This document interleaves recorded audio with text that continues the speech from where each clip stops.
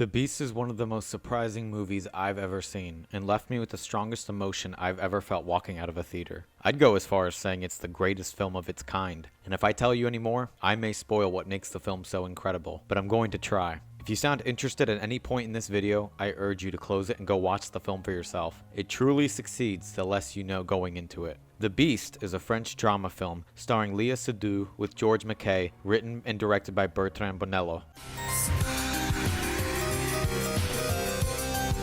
I would never consider myself a professional film critic or anything like that. There are many films considered masterpieces that I've seen but didn't really work for me. There's a bunch of heaping garbage I've watched that is hated by everyone, but I love. My opinion's just based on how a film makes me feel. I can notice when cinematography or music or editing stands out for me and how it resonates with me, but I could never make any comments about how great a film is from a technical standpoint. I, like I imagine the average film goer, am most likely to respond to a film simply based on how much I enjoy the story. A lot of extra technical detail like costume work, sound design, subtlety in acting, nuances in camera work and editing, deeper themes that require several viewings to appreciate, a lot of that goes right over my head. I can appreciate and respect all of it, but I wouldn't say I have a particularly strong eye for a lot of effort and work that goes in filmmaking, at least compared to a die-hard cinephile. I want you to understand my perspective on film because indie films and foreign language films can feel very unwieldy for the average film watcher. Two of my favorite films are David Lowery's A Ghost Story and James Cameron's Terminator 2, so take that for what you will. The Beast was one of the most surprising theater experiences I've ever had. When I use the word experience, I mean that very literally. I didn't just watch a story told in film. The emotional response that The Beast left me with was one of the strongest I've ever felt from a film. It's difficult to talk about this film because I'm not just trying to avoid plot spoilers, but spoilers about how the film made me feel, because even telling you that would ruin the experience. In fact, just making this video is already diluting the experience, because you'll go into the film expecting something surprising or special, and I don't at all wish to raise your expectations beyond reason.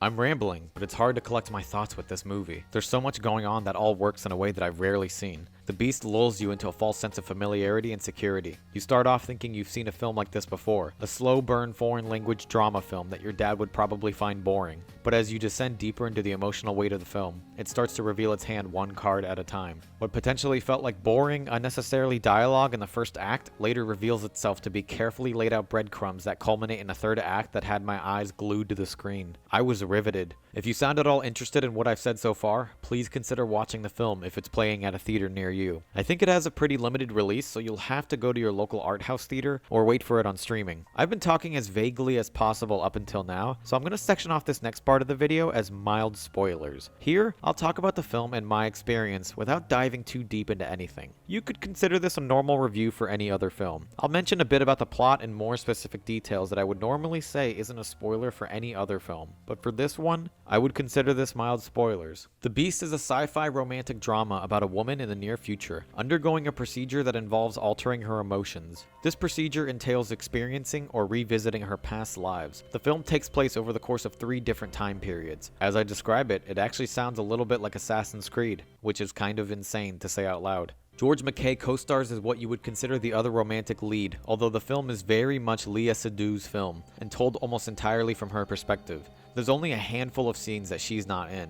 Don't get me wrong, MacKay does an incredible job with the material he's given, and steals some scenes, but Seydoux is very much the star, and her blank facial expressions are so fascinating that I can just feel that she's a masterclass of an actor, but I couldn't tell you why. That's going to be a reoccurring thing about my opinion of this film. I can't explain to you at all why I loved this film from a technical standpoint. It's all about how it made me feel. The Beast begins as what feels like a bit of a normal romantic drama, involving different stories about 2 characters, Gabrielle and Louis, that have a special relationship across different time periods, different lives. The film primarily takes place in the near future of 2044, and bounces back and forth between 1910 and 2014. You could say that it's kind of done in sequential order. The first half of the film primarily swaps back and forth between 1910 and 2044, and the second half of the film moves on from the early time period and is primarily between 2014 and 2044. There's an underlying tension and mystery that unfolds through the film as you learn more about the near future Gabrielle and the relevance of this element of the story that is referred to as the Beast. this underlying catastrophe that Gabrielle is expecting to happen to her and to change her life. The beast is referenced enough times that it feels like this looming presence that permeates through every scene of the film,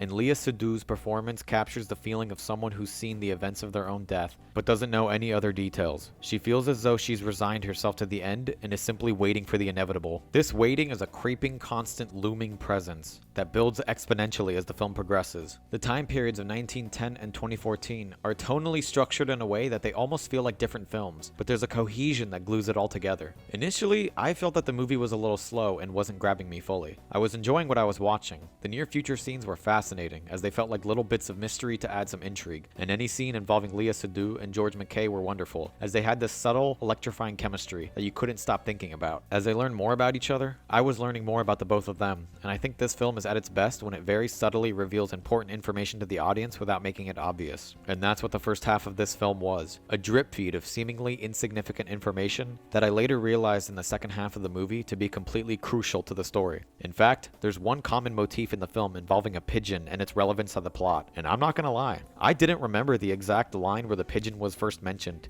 and I was kicking myself for not paying better attention. I'm not a professional film critic, okay? I have scarlet brain rot. I love Alien vs. Predator unironically. The second half of the film moves on and takes place primarily in 2014, and from here, the tone of the film shifts. What started off as character work and relationship building in 1910 now involves the same work and relationship, but in the opposite direction. If the 1910 segments are considered a romantic, idyllic, star-crossed lovers type relationship, then 2014 is that in the opposite direction. It's disturbing, tense, toxic, unhealthy, even scary, but you sense an underlying passion and emotional weight that is shared with the 1910 period. I was enjoying the first half of the film, but I was locked the fuck in for the second half, and the final 45 minutes of the film take you for an emotional ride that doesn't let go. And even when you think it might let go, the film slaps you in the face, and Léa Seydoux carries this film home to an incredible and powerful ending. I was shaken up by the ending, and couldn't stop gushing about the film to my wife on the walk home. I know that was still pretty vague, but I really loved this film, and I think it's absolutely worth watching if you want a very emotional and powerful drama about love and humanity that doesn't play out like a normal love story. I also haven't talked too much about the 2044 time period, but this movie also has some really interesting sci-fi elements and explores some fascinating topics that are relevant to society today, though I can't go too much more into this film without spoiling my personal favorite thing about it. In fact, there's an element of this film that I've been avoiding talking about, and I really don't want to spoil it, but it's something that is very much worth mentioning if you're not interested yet, but potentially could be. This next part I'm going to call major experience spoilers. I won't be going much further at all into the plot of the film, but there is a big element in this film that completely changed my experience and outlook. This is your last warning. If you don't think you'll ever watch the film, then stick around. Otherwise, if you have any interest at all, then I urge you to close the video and go watch it if at all possible. If it's not available yet, then make a note. Mark it in your calendar. Whatever you have to do to remember. I loved the movie this much. For the rest of you, ready? The Beast is the most effective and scariest horror film I've ever seen in my entire life. I'm not exaggerating. What? Horror film? Yes. Horror.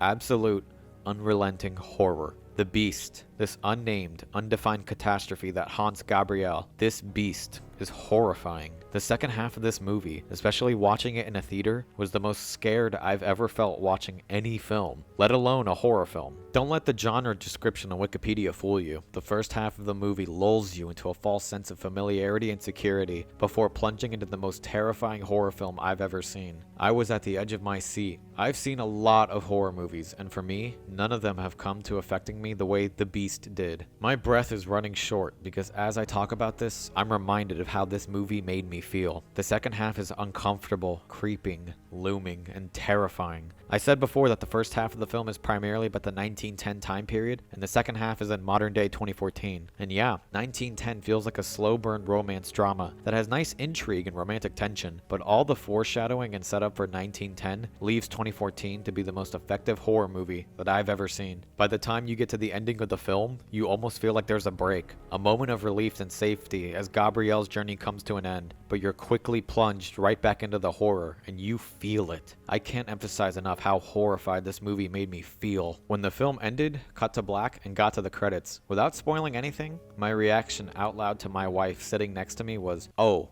fuck that."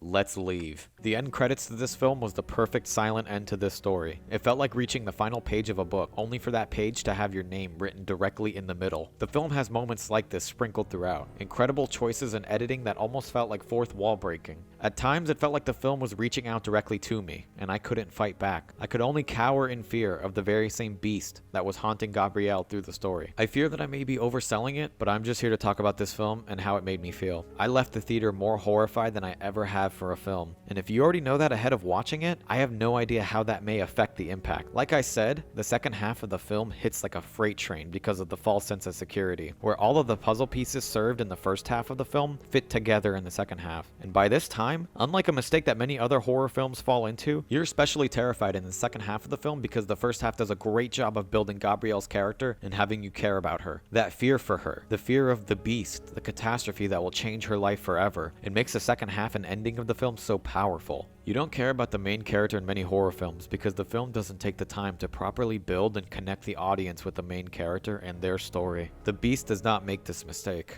The Beast is a powerful story about love, emotion, and the dangers of letting go of the strong, flawed elements that make us human. The near future period of 2044 is very much about humanity and the effort it takes to be human. All of this delivered through a horror film that's disguised as a sci-fi romance. The Beast is masterfully crafted by Betrand Bonello, with incredible acting by Léa Seydoux and George MacKay that breathes life and humanity into the characters of Gabrielle and Louis. The Beast is an incredible drama that everyone should watch, but for me, it's also the greatest horror film ever made.